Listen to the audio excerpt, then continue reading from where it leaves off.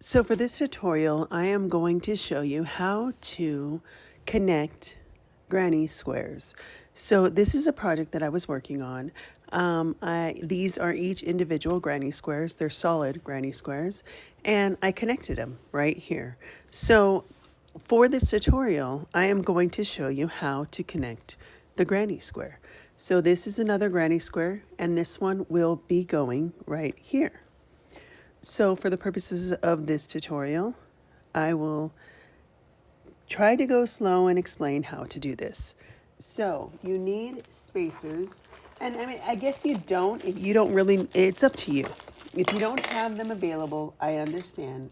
Some people don't have them available, but they are very helpful. Okay, so I secured my two spacers. And so what I like to do is I like to go to corner to corner. So I find the corner of one granny square. It's usually the the corner with the two chains, and I put my stitch marker in there. And then I find the other one and I put my stitch marker in that corner. So there we go, there's that one. And so I make sure that I put it right into that slot. And that's gonna help me kind of figure out where to start. So once I have that stitch marker in there, I put them, I lay them together. Okay, so this is where we're looking at right here. And so there are two different ways to attach a granny square.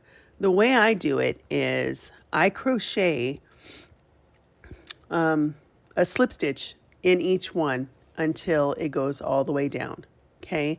And in each stitch, it's a slip stitch. And then that secures it, and it ends up looking like this. Excuse me. It ends up looking like this.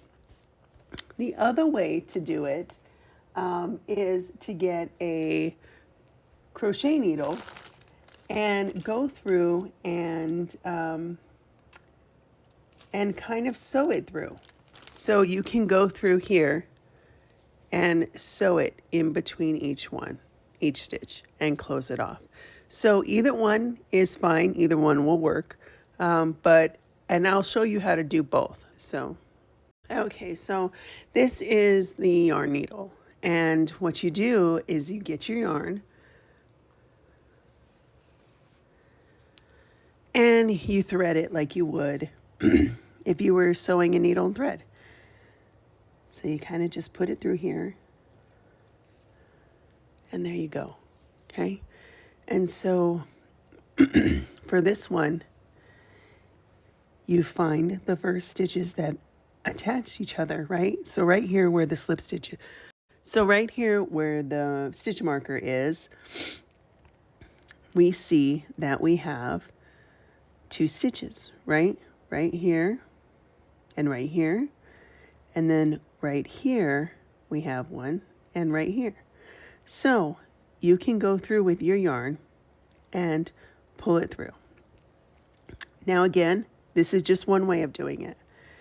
So you go into the next one, okay? And then you just keep going all the way down. Just make sure that you are getting each stitch. So as you can see, we go through here and go through here. Okay, and we're going down, just like that. And that is connecting our stitches. Okay. Now, I'm not going to go all the way down doing that because I am not using this stitch for this purpose. I'm going to be doing this slip stitch. So just to show you, this is what it does. So you see, it is secured right here. And I'm sorry, this is black yarn, so it's really hard to see, but I will try to get you close as possible. So this is what it looks like when you stitch it that way. So now we will go through and we'll stitch it the way that I'm stitching it. Okay, so now we are going to I take the stitch marker out because I don't need it. I know where I am stitching at, so I get my yarn And I do it as if I was going to go through and change a color, right? So I go in here and I find my first stitch, okay, and I pull through here, and then I just pull through, okay, and there's that. So that is, so we're in now.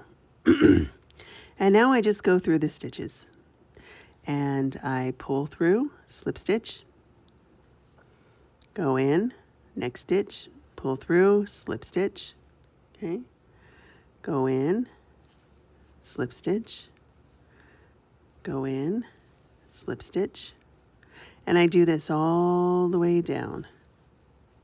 And again, the reason why I choose to do this one is because I like the little look that it gives at the end. That's the only reason. I mean, it's a personal preference. If you don't want to see it, then I would do the other way that I just showed you. But if it doesn't matter to you, or you want an extra texture, I would definitely do it this way. But again, it's personal preference. So we go through, and you have to make sure that you're going through both. So if you look here, and again, I apologize, it's black yarn, but there's one V and two V's. Make sure you're going through both of the V's and you pull through, okay? That's what you need to make sure you're doing, is going through both V's.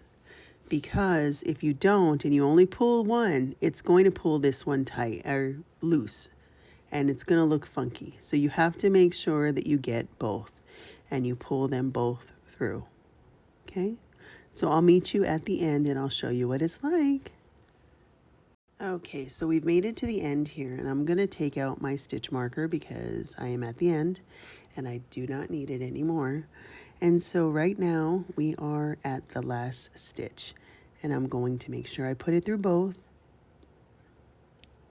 and pull it through, and then there we go. So this is the end of that, and it's connected. So I'm going to tie it off, and I will show you what it looks like now that it's tied off.